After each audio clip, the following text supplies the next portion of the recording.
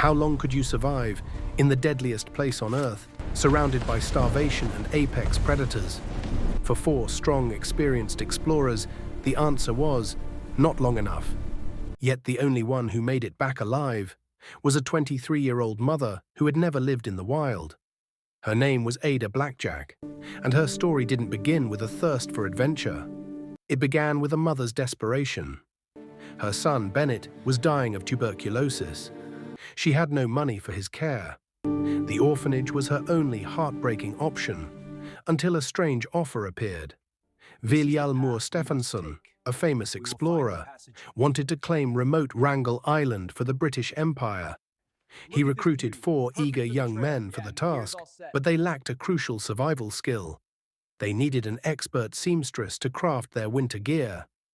They found Ada. The pay was $50 a month, more than enough to save her son.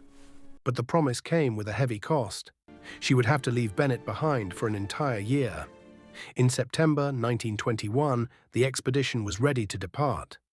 Originally, several Eskimo families were supposed to join. At the last minute, they all backed out. The men assured her it would be perfectly safe.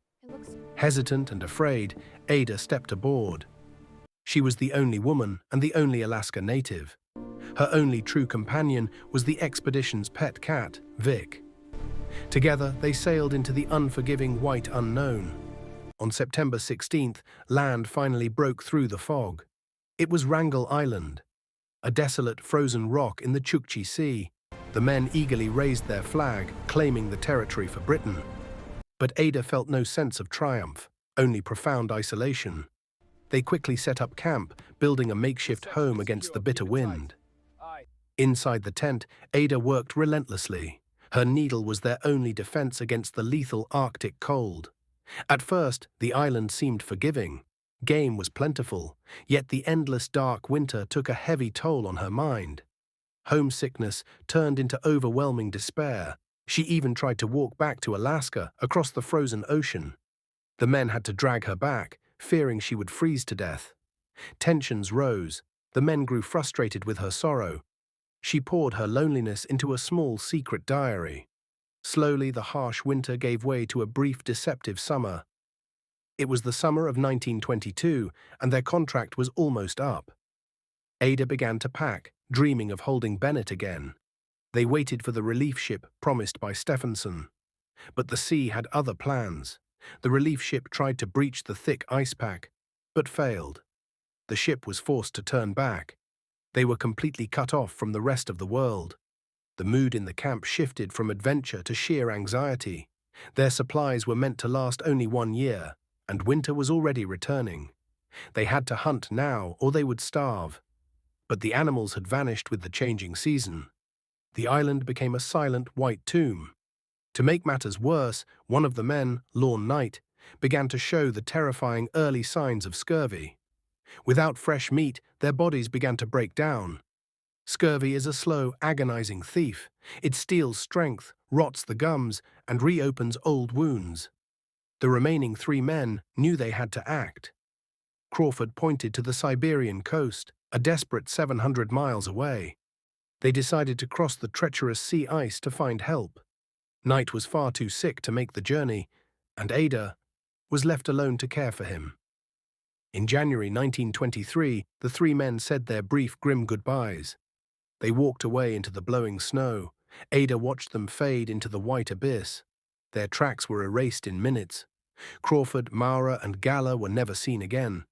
Now, the small, frightened seamstress was the sole provider for a dying man. Knight's condition rapidly deteriorated. The unbearable pain made him bitter and cruel. He lashed out at the only person trying to save his life. He blamed her for his suffering, insulting her daily.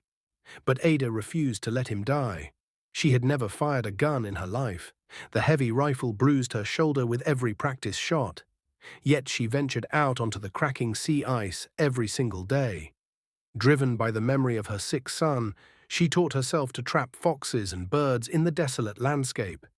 She chopped wood, maintained the fire, and rationed every crumb. She gave Knight the best pieces of whatever meager meat she found, starving herself so he could eat. Her diary became a dark chronicle of their agonizing decline. Spring was months away, and time was rapidly running out. But time finally ran out for Lorne Knight. On June 23, 1923, his agonizing battle with scurvy ended. Ada was now entirely, utterly alone. Except for the expedition's cat, Vic. She weighed barely 90 pounds and was too weak to bury him in the frozen ground. So she built a barricade of wooden crates around his bed to protect him from wild animals and moved into the storage tent. She carefully recorded his death using his own typewriter, wanting to leave a clear record in case she didn't survive. With night gone, the profound silence of the Arctic became deafening. Her only anchor to sanity was the thought of her son. She had to become a master of this unforgiving domain. The clumsy, frightened seamstress transformed into a formidable hunter. She shot seals on the cracking ice, risking falling into the freezing depths. Hauling the heavy meat back to camp required superhuman effort. She conquered her revulsion, eating whatever kept her alive. But the smell of blood attracted the true rulers of Wrangel Island. Massive, starving polar bears began to stalk her camp. She spent terrified nights listening to them breathing just inches away. She learned to fire warning shots to scare them off, and fortified her fragile shelter with anything she could find. Fearing the ice would trap her forever, she even built a skin boat. But it was far too heavy for one small woman to move.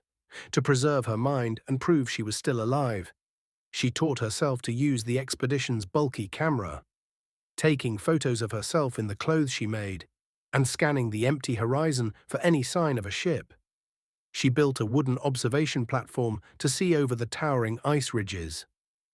Every day she stood there, a solitary sentinel at the edge of the world. August arrived, and with it the terrifying prospect of a third winter. If the ice locked the island again, she knew she wouldn't survive another year of darkness. Then, on August 19th, the thick morning fog finally broke.